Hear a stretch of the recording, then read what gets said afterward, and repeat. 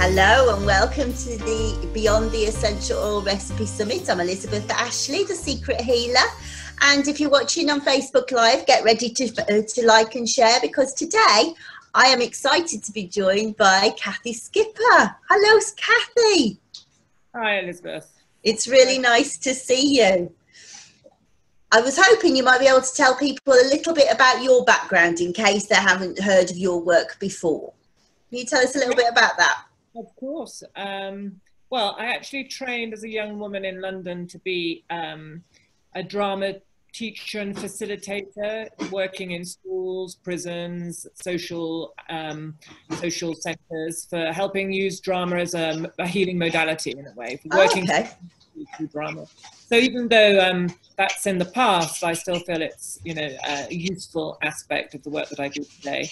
Yes. And then I moved to France pretty quickly after training and lived simply off the land. And eventually, once I'd learned to speak French and integrate into French society, which took a little bit of time, I found myself farming, and at the same time decided to train as a herbalist. So I went to the École Lyonnaise de Plantes Médicinales in Lyon, and I trained as a herbalist, and aromatherapy is actually an integrated part of the herbal training. So that's where I learned about aromatherapy, and then very quickly actually started to work for the herbal school. I began by translating their online aromatherapy course, so that deepened again my knowledge of aromatherapy. And then started teaching for them on the field. I taught field botany, practical herbalism, and aromatherapy. And then eventually I wrote a book with the director called Aromatic Medicine, which was a book about using essential oils clinically, and touches on the internal use of essential oils. It's a little bit of a hot subject at the time. And I also trained in a form of advanced kinesiology with a French lady called Caroline Gupta, which was called Life Cell. And it was really about tapping into the intuitive aspect of ourselves and using that in healing. And I trained in plant communication with a guy called Claude Lefebvre, also in France. So all those modalities, I carry them with me. They're in my tool case. And it's a very unusual and unique tool case. So I'm fascinated about plant communication. What did that involve? Well, it's we learned, it was a 2-year course, and we learned basically what all of us already know, which is how to build relationship on an intuitive level with the plants that we're working with. And I mean, we've all got a relationship with plants in our DNA. They're our ancestors, and they're part of us, you know, but we've forgotten that relationship. So I suppose a big part of the course, and I teach that class now myself as an online class, is about, you know, learning to listen, learning to get out of our own way, and learn to feel, in a way, that relationship that we can have with the living world once we get out of our own way. Yeah, so it was a very practical course. I learned a lot about actually, you know, simple practical techniques of reconnecting with the natural world and with plants and trees, and the things that, how to get out of our own way, because I mean, it's easy to get out of your own way, but it's good to teach people. Yeah, it's a very difficult thing to actually do if you've never done it before, isn't it? Yeah. And so today you're going to talk about menopause, which I have to say most of my readers will tell you is a thing that lingers on with me. And so I'm really looking forward to hearing your thoughts about it. And I remembered you saying to me that there was a hidden gift of menopause. I really want to know about it, Cathy. So tell me about that, the hidden gift of menopause. What on earth is it? Well, the hidden gift of menopause is really what the work that I'm proposing is about. And it's, we could say, like many things in the way that Florin and I teach, is about a change of perspective. Mm.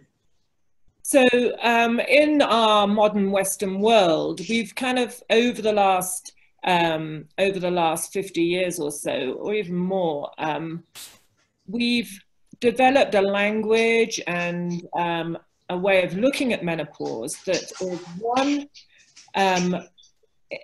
in a way, wholly physical.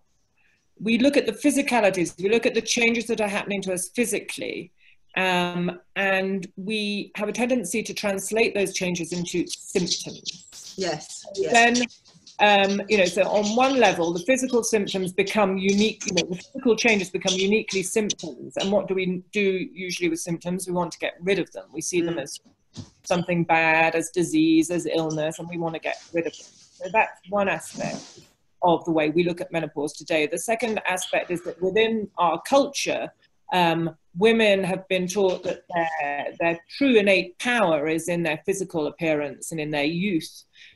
So what happens when women get to the age of menopause? They feel that they're coming to the end of their life somehow, that they're no longer, that, you know, they're giving away, but their power is being leached away, that they no longer have a place. They don't know who they are, if anything. And that's why, you know, so many women want to avoid the menopausal journey through HRT, through also physically, through trying to keep ourselves young, through changing our physical aspects. Now there's a lot of, you know, people having different lifts and surgeries. Like yeah, exactly. Yeah. So, you know, the basis on which we enter menopause, if we're not careful, can be quite a negative approach. So when I talk about the gift of menopause, I think, and I've been doing a lot of research on this actually, and you know, some of the research is very, very medical and in a way beyond my meager comprehension, but a lot of it makes sense to my intuition because it's what I've thought and felt about menopause in my own life. And I've thought about a lot about it, is that these physical changes, there's actually a sort of feedback loop between the physical changes, the hormonal changes that a woman goes through, and her conscious relationship to that and her unconscious relationship to what she's going through. It's all linked. So the physicality, the spiritual, the even the way she thinks about, so the intellectual or mental aspect of menopause are all related. That's the worst one. That is the worst. I think the gift is that we can change our relationship to menopause. We can change our experience, of menopause, depending on what we think and how we approach it. I agree. The idea of intentionality. That's very difficult, isn't it? When you come from societally, you've been conditioned that this is the end. Now, I don't feel that it's the end, but I don't like how this change feels. So how do we change that mindset? Well, again, getting back to the gift, that is the gift. So this change is actually happening hormonally, as much as it's happening on many other spheres of the society. It's happening on a spiritual level, it's happening on a physical level, a mental level, emotional level, and physical level. The physical level is triggering a lot of the other emotions and thoughts we can have about menopause. But the gift is that that feeling that you say, I don't like it, it can actually be physically translated as there is an adrenal fatigue, there is a change in hormonal levels that creates a big difference in us physically, and this adrenal fatigue. But that stressor is actually, could be looked at as the doorway. So instead of saying, oh, what's happening to me? Oh, I need to change this. Oh, I want to get back to normal. I want to be as I was before. That is the doorway into the intentionality that I mentioned, which is, what do I intend to become? And actually, that's the thing. I don't want to go back to what I was. I just want this over. So actually, you know, it's an initiation. Yeah, I can see that would be true. Any transformation that is, you know, any initiation that causes a transformation is like a shamanic journey. Yeah. So there are going to be dark and light parts of it. There are going to be difficult parts of it. There are going to be enlightening parts of it. There are going to be, but all that's part of the journey. So, you know, I want to propose this work to women so that instead of saying, I want to get it over, they see the power in this stage of their lives. And, you know, instead of always having a body that was ready to, you know, gestate a baby and to give birth, that's coming to an end. But I believe that the gift is that what we're now being able to work on and to intend and to become is who we truly are. So who are we giving birth to now? Ourselves. So who do you want to be? You know, what is it? The wise elder, the grandmother time, the wise crone. Who is it? Who is Elizabeth when she transforms all her life's experiences into the wisdom that she can then share with her community? And that's another thing. The gift of menopause is not just for ourselves. The gift of menopause, I really believe, is, you know, it's the first time in, you know, the history of mankind, in a way, that we know that women live for many, many years after menopause now. Yes, yes. And that's a whole new stage in evolution, isn't it? Exactly. Yeah. So yeah. It's for women to decide with their own, you know, intentionality what that period, that stage is. At the moment, we have a very masculine-based language about menopause. It's about, you know, a cessation of fertility, you know, the symptoms that we're going to have. But we need to change that language, change the way we look at it. And we need to do that not just for ourselves, but for younger women so they know where they're going. And for our communities. This lifespan that we're going to have, it could be up to 30 years or more after menopause. Are we just going to slip off the side of the world? Yeah, and how are we going to fill that space? What are we going to become? And I really believe that we are needed. That wisdom, that transformation into the wisdom that we've been through, you know, everything we've been through becomes our wisdom. That is what the world needs. We have another way of knowing, an innate way of knowing. We have a body wisdom. And that's what the world needs, in a way. We need to step up and step into our own power. And that, I believe, is done through this humongous menopausal journey, which can be the most empowering transformation that we've had in our lives. Yes. Well, you've made me more excited about it, Cathy, I have to say. So, well, obviously we've got tools at our disposal. So how do you think that aromatics can help in that journey? Well, I think, you know, aromatics are an amazing tool. They're not the only tool, but they're probably the major tool.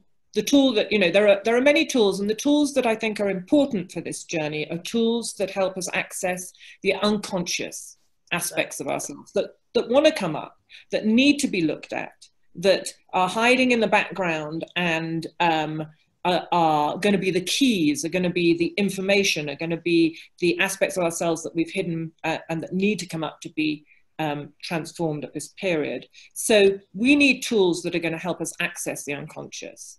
And there are many tools: journaling, dream work, shadow work, art, collage. There are many, music. There are many, many tools.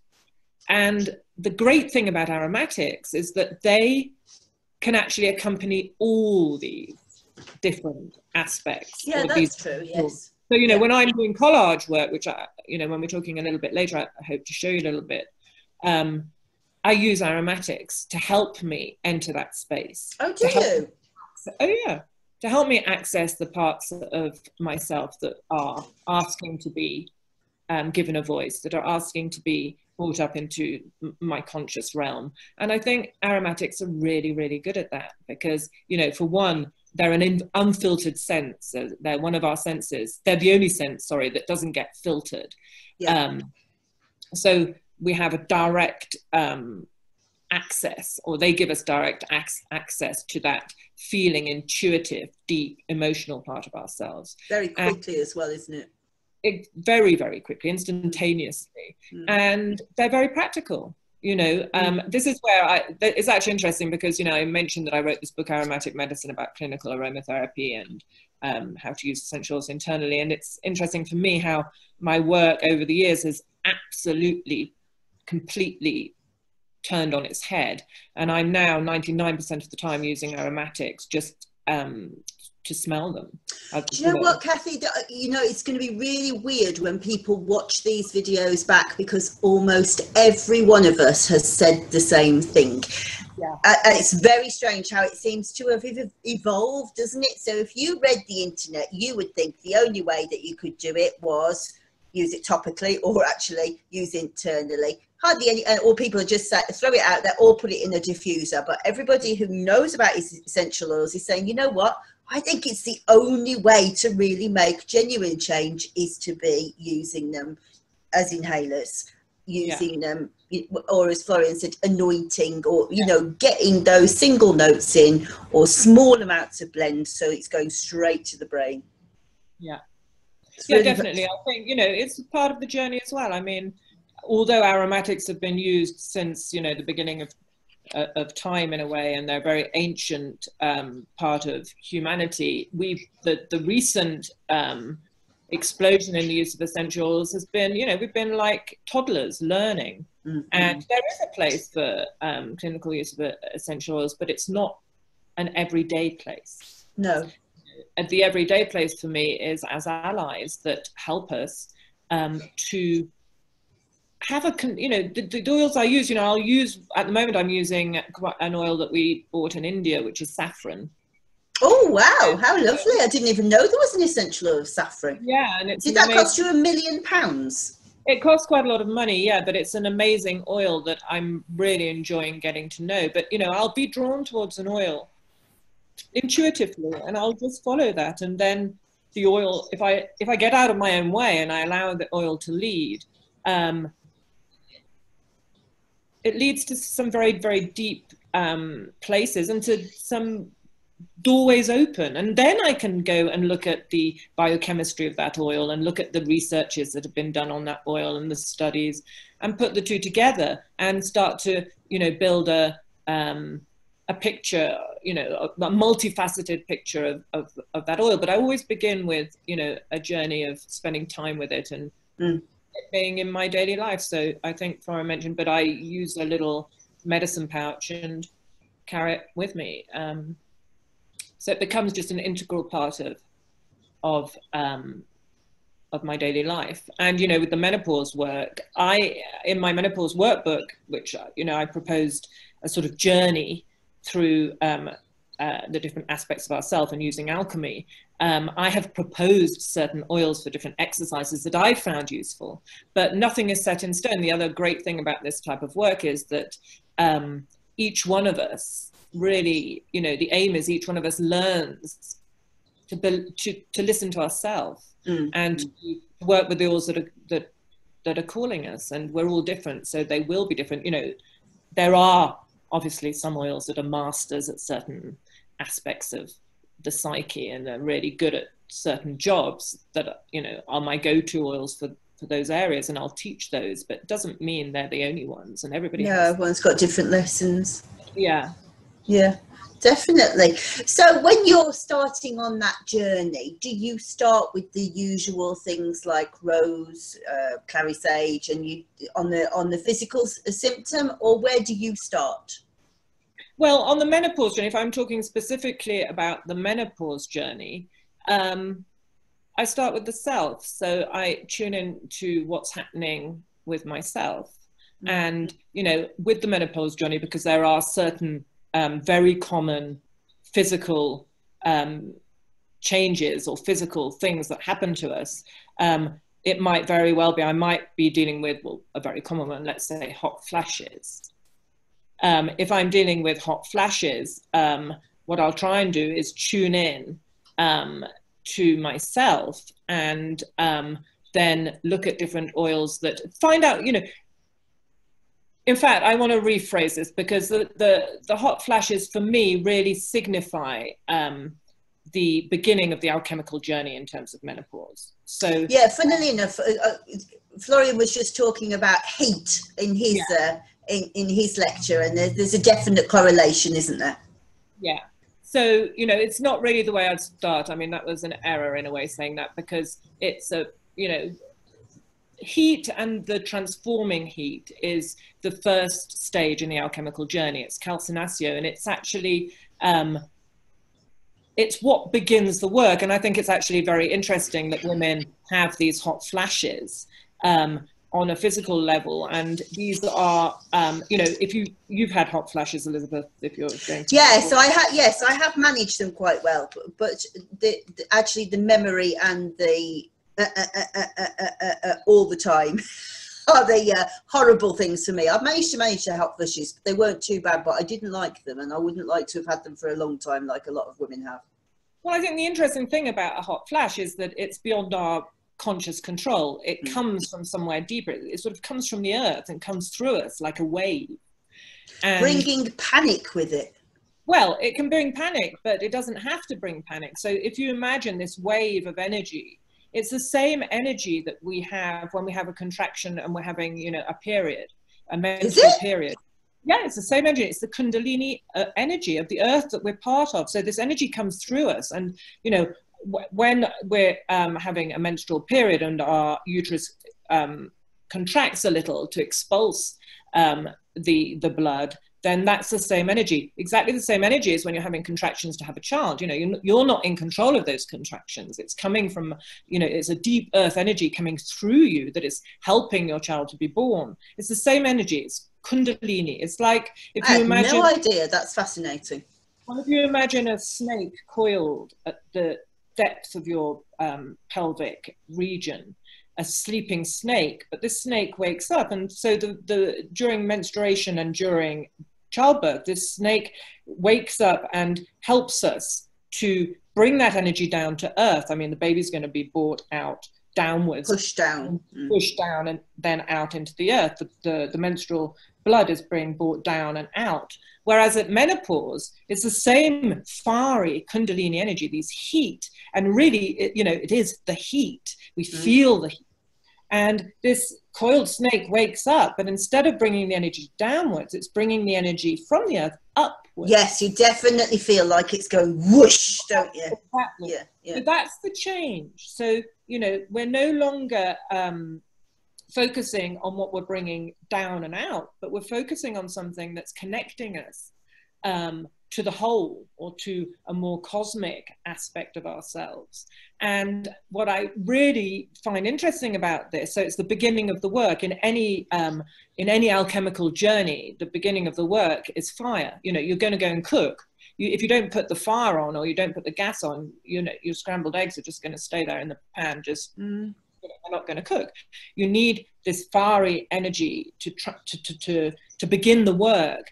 And so what I work with is, instead of, you know, it's like a fever in herbalism, or yes, that's what I was just thinking. You want to get rid of a fever. You don't want to suppress it. You want to push it out. Yes, yeah.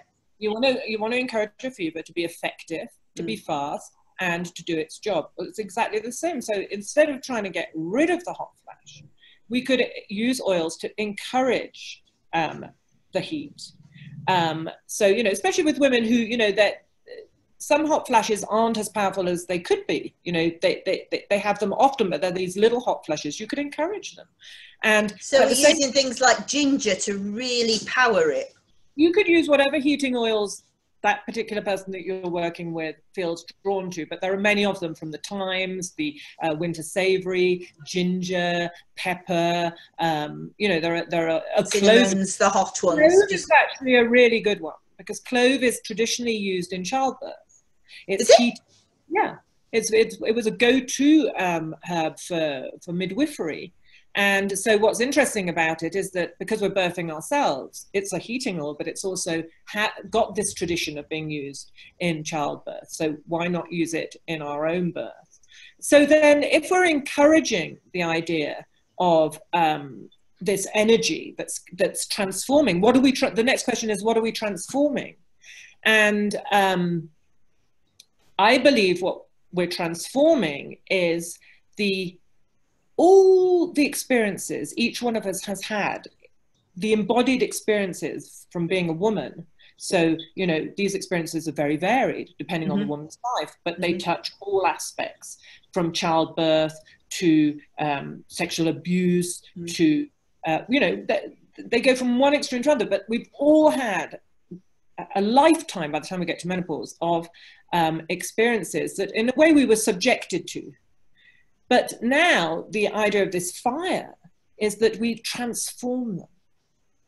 And we transform them into something that we're no longer subjected to, but they become our wisdom. Yes, yes, we get the other side of it, yeah. We get the understanding, we get the wisdom, and it's helped by the fact that our body, if we use the intentionality that I talked about at the beginning, and our bodies are helping us to transform these energies. So instead of saying, oh, here's a hot flash, I want to get rid of it, what about saying, wow, here's a hot flash, what am I transforming here? You know, it's like every ovule, you know, monthly cycle of a woman was then, if there was no sperm, the ovule would come and then be just leave.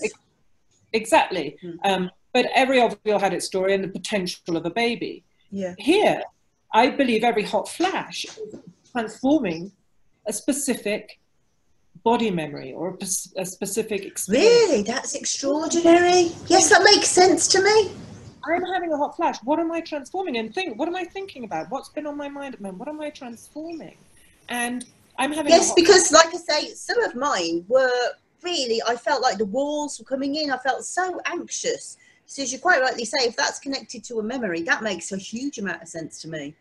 Yeah, and that, you know, if you remember that it's a powerful surge of energy, it's not something to be repressed. So then you allow it. So allow the hot flush, go with it, witness it. It becomes something very different to a symptom that you're trying to get rid of.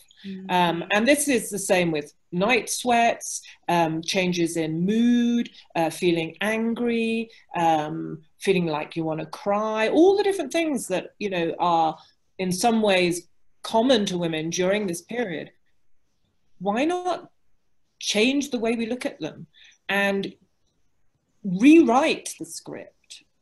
I think that's what's important. You know, we are in control. What do you want? You know, if you use language, I'm sick of this, I want it to end, I don't like this, I'm frightened about this, no, you change the language, change the way we look at it. And this is where the aromatics come in. They can so talk to me about that weigh-in. So when you feel that wave coming, whether it be a hot flush, whether it be your brain telling you everything bad about yourself, which happens to me all the time, we hedge for the box. How do we say, right, what oil? Well, I wouldn't really hedge for the box, because if I was working with a client and I was teaching them, I was teaching my workshop to women, then I would use the heating oils to show them.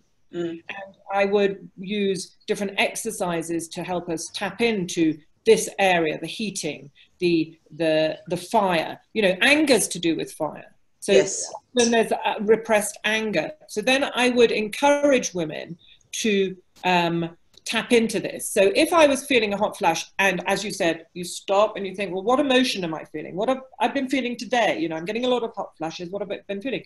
Okay, there is anger related to that. Then I might stop, use my journal, and get out one of the heating oils that talks to me and encourage that. Instead of repressing, what we repress is going to keep on knocking on the door. But actually, what we need to heal is what we need to feel. Yes, yes. Anger below, often our first reaction is to try not to feel it, to try and do something to stop it. But that anger needs to be processed. And that's one of the that's one of the gifts, the hidden gifts of menopause, is that these things are coming up not as a, you know, not as a nuisance, not as something to be talked about negatively, but as great gifts to our transformation. So and I think it's relevant as well that for most of us, I mean, I've got a young child, but that's unusual by the time you get to menopause, isn't it? Most of the time, the kid's going off to university, the house is getting empty, and you've got that space to be able to express it, haven't you? That time to be able to deal with it. And even if you haven't, it's important to take that time. And I think part of taking that time as well, talking about aromatics, is, like I said, I'm working with saffron at the moment, not for anything specifically, but as well, actually it is tuning into something specific. One of my journeys of menopause is accepting my, my intellect. I've always felt, you know, because of my own journey, which is to do with historical trauma that also comes into menopause, but because of my own journey, I've felt very threatened by intellect, my own and other people's. And I've realized that by being drawn to saffron, I didn't realize before, but it's really helping me to enjoy and own my own intellectual capacity. So I didn't know that before I went to saffron. It was revealed when I was working with the saffron. I can't remember what the question was, but I don't think it was. Well, I'm just fascinated listening because I'd love to know more about saffron. But that was an unconscious thing to you that you didn't realise that threat was there. Did you see yourself reacting with triggers? I knew that I had a big problem with befriending my own intellectual capacity and that of other people. I always knew that I found that it was a threat, and still is. But I didn't know that my being drawn to saffron, that was the area of work that saffron was going to help me with. Yes. So that's... But my own conscious probably knew about it, yeah. Somewhere in the Akashic records, somewhere there was a register that clicked in, but your conscious mind had no idea that was why you'd gone for it. But my intuition went for it. So it's really interesting, isn't it? Because this work is turning aromatherapy on its head, really. It's certainly turning westernized medicine on its head, because it's saying, well, we don't suppress, we encourage, because you've got to go through it. And I think aromatherapy has become very much like that. It's become symptom based. How are we going to push that down? But also it's, and I was saying this as well to Florian, that the trend is to try and learn aromatherapy through left brain, through books like mine, through reading, assimilating information. But actually, the only way that you can do it is to sit with an oil and spend time with it, and to learn its messages, how it smells, how it makes you feel. And that's entirely right-brained, and you just can't get that in that process, can you? No, and I think it's a process that needs to be learned and developed, because it's not enough just to sit someone with an oil. I think, you know, we do need the tools, and that's where working with oils and other tools can be very powerful. I want to just show you, I think also... Yes, I would love it. At this point, can we look at your lovely collages? Because I think that's perfect at this point. Can you remember how to share the screen? I would like to say that as much as I think menopause is... that's it. Yeah. It will come on in a minute. That's it. So I think menopause is this chance. It's like you know, in any transformation you have what we were before, then you have what's called the liminal stage, which is the actual transformational journey, which for many women can be from 2 to 10 years, you know, it depends. And then you have what we become after the journey. But I think what the journey allows us to work on with the oils is to become whole, so to look at all aspects of ourselves. And in the menopause workbook, I think, you know, this first image is a collage that I did at the beginning of the work, and it's the cover of the book. And so I work with the collage in exactly the same way as I work with oils, and I work with them simultaneously. So I might pick an oil, because in a minute I'll show you some other collages that are much more specific. This I wanted to was a doorway into the work. And I think, like I've mentioned before, one of the things that's very, very important is intentionality. And, I was reading a really interesting dissertation by a woman called Susan Gordon about the fact that actually, everything that's happening to us physically during menopause needs to be coupled with intentionality in order for us to direct that experience. We can direct our menopausal experience. So this work was about opening the door to the work. So as I work with the oils, I work in the same way with the collage, which is to get out of my own way, not to think about what I'm doing, but to feel. Yes. So I'll get a lot of magazines. I'll have the oil with me. Either I'll just have it open on the table where I can just keep smelling it. And I allow myself to feel, and I'll rip things out of magazines without thinking, without judging, without analyzing, without, filtering. And then I'll feel my way to how it wants to come out onto the page. And so this is the doorway. I'll just see if I can change the next one like this. Yeah. So here is, I was working, like we talked about calcinaceo. So this, I was working with the heating oils. So the clove. And the idea was... What does Mempapur mean? Oh, I'm not even frightened. It's a French saying. Oh yeah, I'm not even frightened. Yes, I'm not even frightened. Wow, and there's chaos around. That's good. So, there's the fire, and the oil allows us to tap into that feeling, which is also an embodied feeling, right deep down in the depth of my uterus, this feeling, which has to do with everything that my womb, my uterus, my vagina has been through as a woman. And so tapping into those feelings and allowing, with the surges of the hot flashes and accompanied by clove oil, which knows about birthing ourselves, which knows about heat. These plants are masters of heat. We're safe with them in a way. If we allow them to guide us and we allow ourselves to feel, we're safe. And being able to put onto the page, with the help of these allies and that enable me to feel what's going on, I can process the more difficult aspects of what it is to transform myself during this period. So, releasing the shadow, tough medicine. It is tough medicine. It is tough medicine. Yeah. In any of the mythological journeys and the dark goddess, we've been to India, and I'm really... part of my historical journey is to get back in touch with my Indian roots. And Kali, the goddess Kali, Mother Kali, Kali Ma, who on one hand is the great creatress, and on the other hand, the great She's the destroyer. Yeah, exactly. Yeah. But that is part of life. Life is birth, life is death. What's extraordinary is you've painted a picture of what my life feels like sometimes, and I feel like I can feel Kali Ma shaking, really shaking like a prison door to get out, and she's on the page, which is extraordinary. Well, she needs to get out, because that's part of the journey, is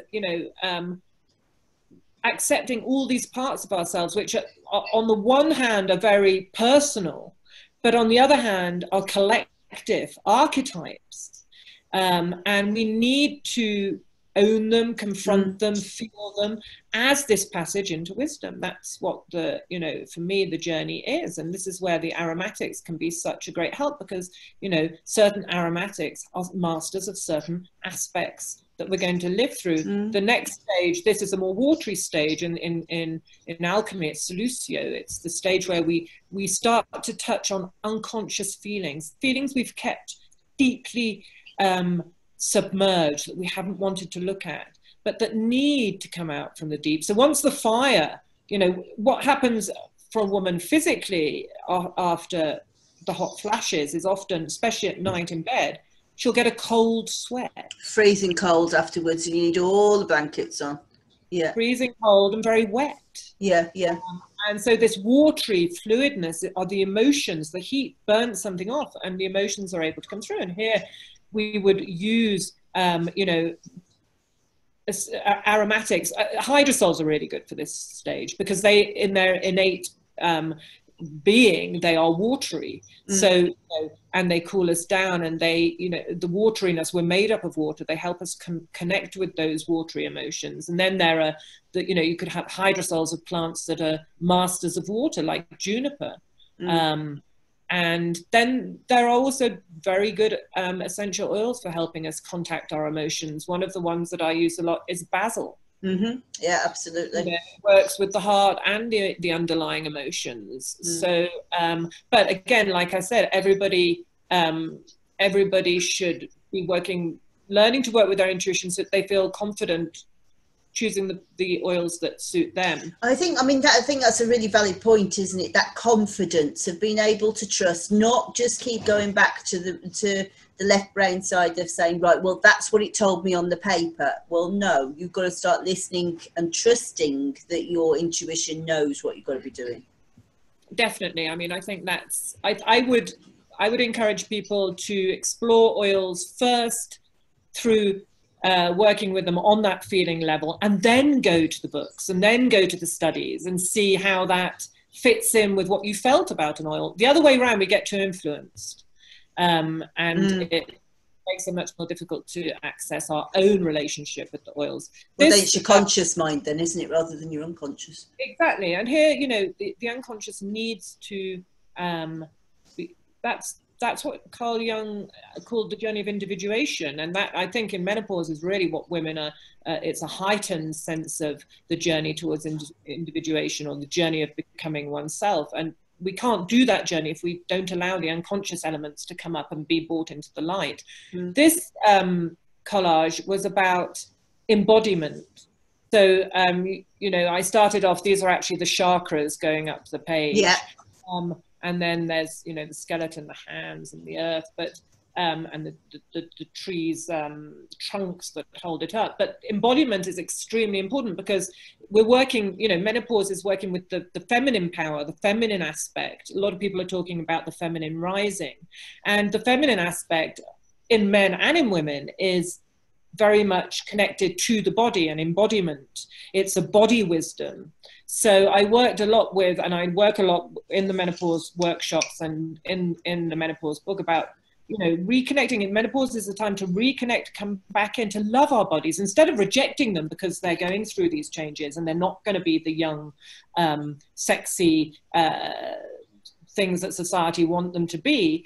It's even more important to actually love our bodies, to come into them, to feel them. The wisdom is in our bodies. So I worked with two essentials that I really felt were great helps with this area of work. And one of them was Rucus, the wild vetiver that I brought back from India, which, you know, just an amazing ally.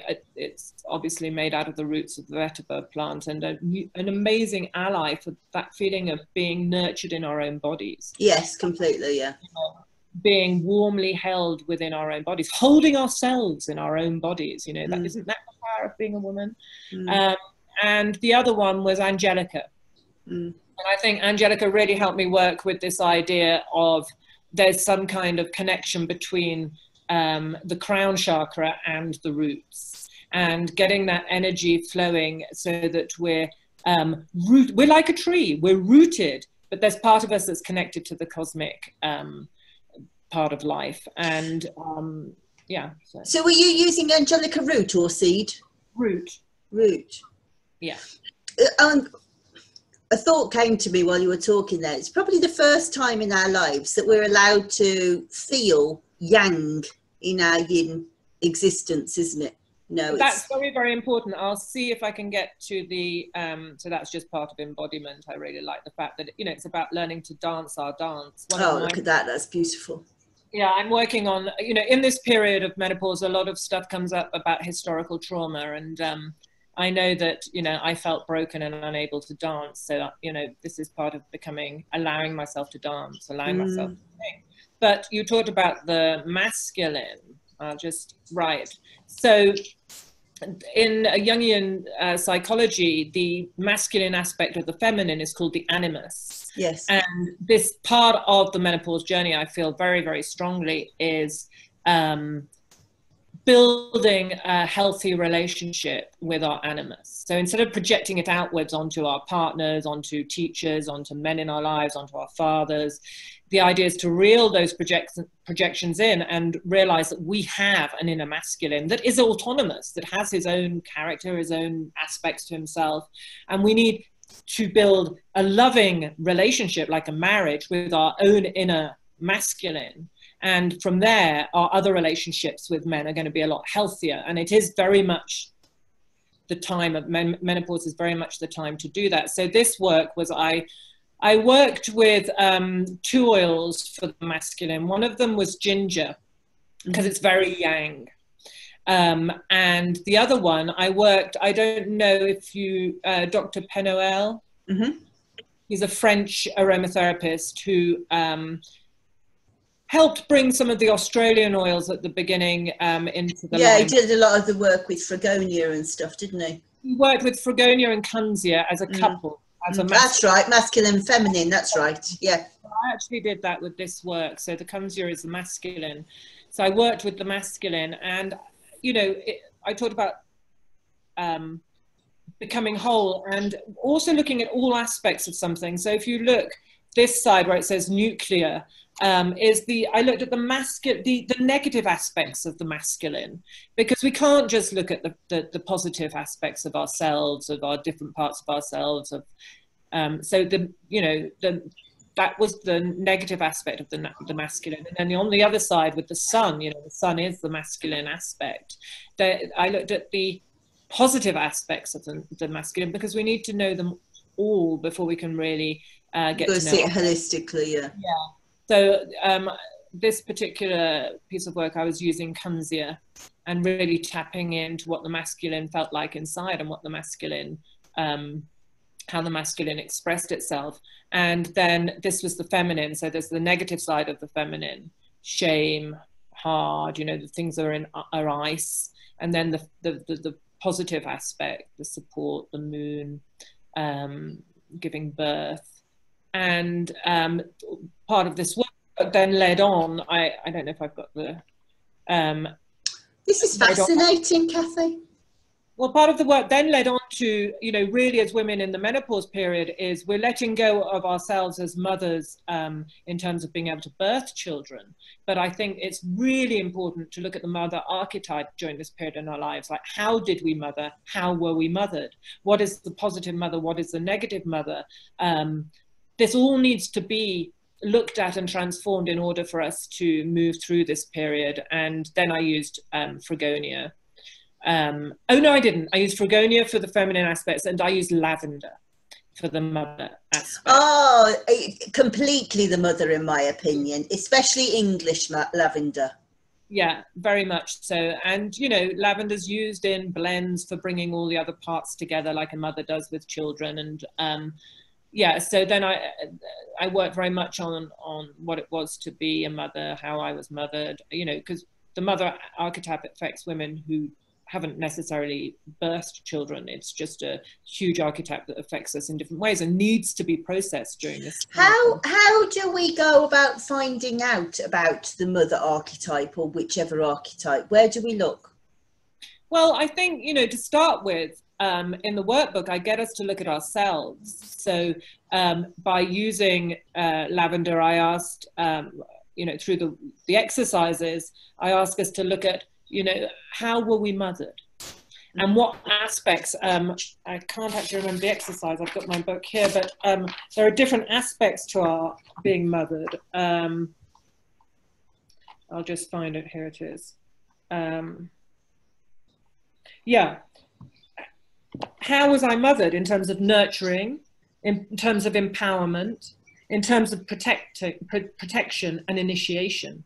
So I used a circle with 4 quadrants in it, which is the symbol of wholeness, and you know, I asked women to think about those aspects of the mothering functions. How did I mother myself in terms of those 4 mothering functions? How was I mothered? How was I as a daughter? And how was I as a mother? And then, you know, the female lineage, which is a huge part of the work. And been called to work on this more and more and more. There are certain oils that have been very helpful with this, but, you know, the shadow work came up in this period for me. The huge shadow work was actually, what is my female lineage? Because then we can start talking about the DNA that we carry in our mitochondria, which is very different from the DNA that's in the nucleus of the cells in general, that comes from the masculine and the feminine coming together, and there's the brassage, the mixing up of the DNA. The mitochondrial DNA comes from the female line and goes from, you know, great-grandmother, grandmother, mother, daughter, and gets passed on.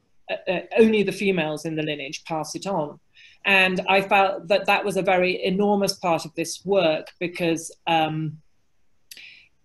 especially at this time of menopause, because actually the mitochondrial DNA is held in the plasma in the ovaries, and it's a time where the ovaries are finishing their work on one level. And is it a time that we are being somehow pushed into healing the past in order to go forward? And so the oils that I used, one of the major oils I used for this was cistus.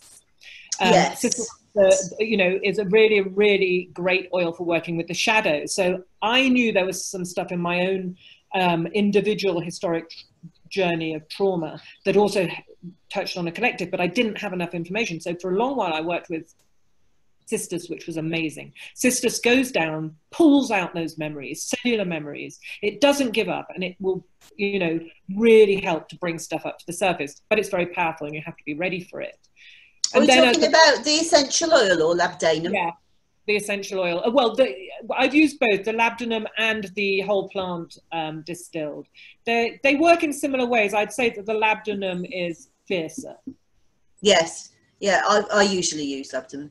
Yeah. Yeah. So it makes me think, actually, when you were talking about the DNA, that's almost a bit like miasm in homeopathy, that sort of inherited capacity to disease, isn't it? Like that inherited capacity to femininity, in a way, we're talking about, aren't we?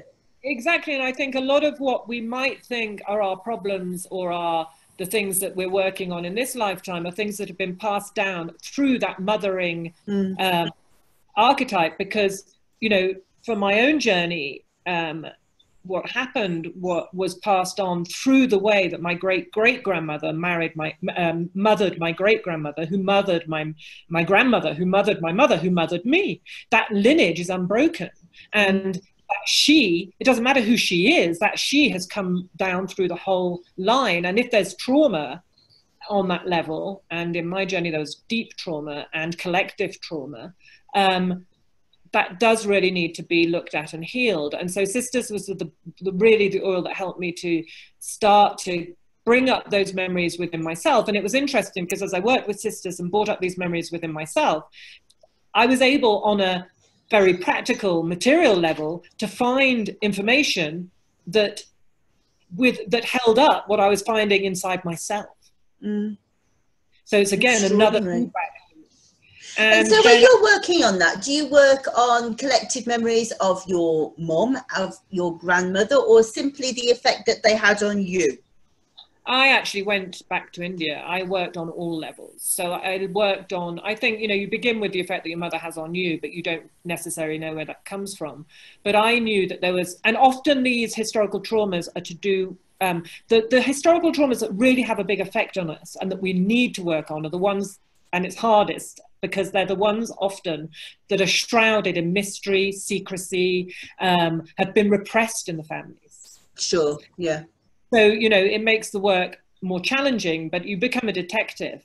And so I actually went back to India. I knew that there was, my great-great-grandmother was Indian, but I didn't know to the extent that we were part of the Anglo-Indian community. And it still is. I mean, the journey isn't finished. There's a lot of information I want to find, but I found the whole lineage. And, you know, I have something of my great-great-grandmother. I have her writing in Assamese. She was married under the age of 16 because she was a minor. But anyway, that's beside the point. All that is my personal journey, but I believe that unlocking the DNA is part of the menopausal journey. We need to do it. I mean, everybody needs to do it if they've got stuff that's affecting them, but the menopausal journey is the moment in which we much more help somehow, unconscious. An opportunity. An opportunity, exactly, thank you. And so the other oil I just wanted to mention that is good to carry on once you've started unlocking things with the sisters is helichrysum. Oh, absolutely. And I loved the fact that when I started working with it, it was just so helpful by, you know, really helping to look at and heal what was coming up from the sisters. The helichrys was able to take this and bring, you know, like it does with bruises or, you know, hematomas, it brings the circulation back, it brings the blood moving. Well, I then realized, oh, blood, helichrys works with blood. This is blood. We're working with blood. Yeah, that's true.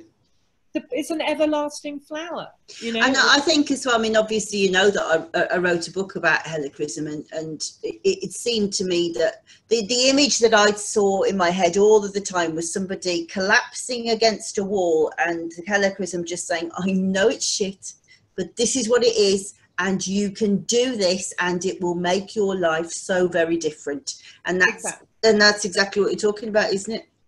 Yeah, it's an amazing wound healer. And I think because of the fact that, you know, its flowers morphologically are everlasting, it's called immortal. Immortal, the flowers on paper, they don't die. No. It's one of the key oils for working with historical trauma, healing what comes up and knowing what to do with it, you know, because once the journey is been made clear and you can see what happened, then there needs to be transformation and integration. But I'm doing a lot of work on that at the moment. It's coming up a lot in the live classes I'm teaching, and I think I'm going to do some mentoring because there are so many people that really are, you know, there's this whole big, what's the word? It's a trend now. Everybody's getting their DNA done. Yeah, well, I was thinking that, and as you were talking, I was thinking she should do an advert for Ancestry.com because. But what do you do with that, and what you know? I think it is the trauma that needs to be healed. And so that's a big part of the work. Very good. Very beautiful. Is that your last slide? Because I'm loving looking at these. Have you got another one? I think so. So this was a slide of bringing it all together. So, you know, you've got... Who's the goddess at the bottom? Is this Kuan Yin down the bottom? Let me put my... Above the... You've got the alive, then the skull. Yes, Tibetan or Indian Buddhist, sorry, goddess. I don't know who. So she's very serene though, isn't she? And look where she is. She's sort of in that area of the pelvic region. In the pelvis, where it's quiet at last.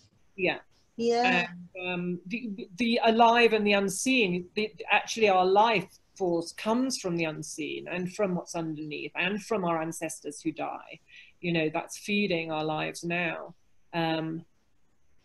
Yeah, I mean, there's a lot to look at in these things. So yes, that is the last. I loved on the first slide how you got obsession, and I don't know if you've seen. I'm sure that Florian will know this. That they've started to treat men who have got obsessive compulsive disorder with estrogen, because they think it's the molecule of worry, and then as soon as the estrogen drops, and I can feel it I can feel it happen each month as I'm coming up now. You just start to go completely obsessed and paranoid, don't you? It's fascinating how it comes together. Well, I think you can take that feeling of worry, obsession, paranoia, and that is the gift. You know, it's the doorway to transforming. Allow those feelings that want to come up, because it's not necessarily a feeling of obsessive worry or paranoia. It's a feeling that something deep needs to come up and be, you know, addressed. I think, yeah, it needs to be addressed. And I think what I'd like to end on is that during menopause, we are the ones on the operating table. You know, we're operating on ourselves, and that's very powerful. And that's where the oils help enormously. You know, intuitively, I think everybody should be working with an oil all the time, in a way. Do you think so? All the time? Most of the time. I mean, there are moments where you know, you don't need them, but I think during menopause, definitely those allies, don't forget them, because they know. Well, they're just like your good friends around you, really, aren't they? Well, aromatic molecules, you know, as Florian calls them, molecules of connectiveness and communication. They're masters of communication. Plant molecules, these are the plant molecules that enable the plant to communicate with itself and with the other plants and with the whole. And so they help us to do that. They help us to communicate with ourselves. They help us to know ourselves. So there. So obviously it's clear what the connection between alchemy and the menopause is in the book and the course. So tell us a bit about the book. Well, I'd just like to say, yes, the alchemy, I realized that's why I wanted to do the work on menopause. I was working on the alchemical stages before I worked on the menopause, is because, you know, take the feminine body. It is the vessel. It's the alchemical vessel. Yeah. The hormonal changes, you know, everything that the female body goes through, it's the cauldron. It's the alchemical vessel. So for me, the alchemical stages are absolutely integral to a woman's journey. So and the book is a workbook that it's my own journey in a way that I did, and I keep journeying through it because obviously, as we said, you know, menopause can go on for years, and so it's like a spiral. Each time I journey through it, it goes deeper. But the workbook is in 2 sections. It's like a journey. So the first part, book 1, is getting ready for the journey. Who is going on the journey? And what are my motivations and intentions for the journey? So there are many exercises that sort of get us ready for the journey. And then book 2 is the alchemical journey, with different things that I've mentioned. There are 17 exercises in all and 17 oils that I've suggested. And the book, actually part 1 of the book, so getting ready for the journey, is available on our website as a PDF. You can download it free if anybody's interested. I will say that website is still up and will be up until our new website, which we're working on at the moment. And which website are we talking about? What's it called? It's called www.aromanosis.com. And that's our old website. We're making a new one, but it will be up until the new one's ready. And it's got the PDF of the first part of the book downloadable free. The book as a whole is available on Amazon, UK Amazon and American Amazon. And if anybody wanted to have the whole set of the oils that come in a little velvet pouch with scent strips and a little goddess that I made out of the clay from the mountain that I live on. Did you? You can see it on the website, and you can order it through writing us an email from the website. And yeah, the workbook is to accompany women through, it's a tool. It's my journey laid out in different exercises that I think in a way is a universal journey. So I touch on all the aspects that I feel are important that will help us to use this amazing, powerful stage in our lives that is menopause as a transformative time to become that wise elder that our community so much need. They all need the crones, don't they, Cathy? And on that, I'd like to just end on, you know, the last essential that I mentioned in the book is myrrh. Oh, is it? Yeah, because myrrh really helps us bring, you know, the unseen into consciousness, to bring the spirit into the body, to bring, you know, to bring all these parts together.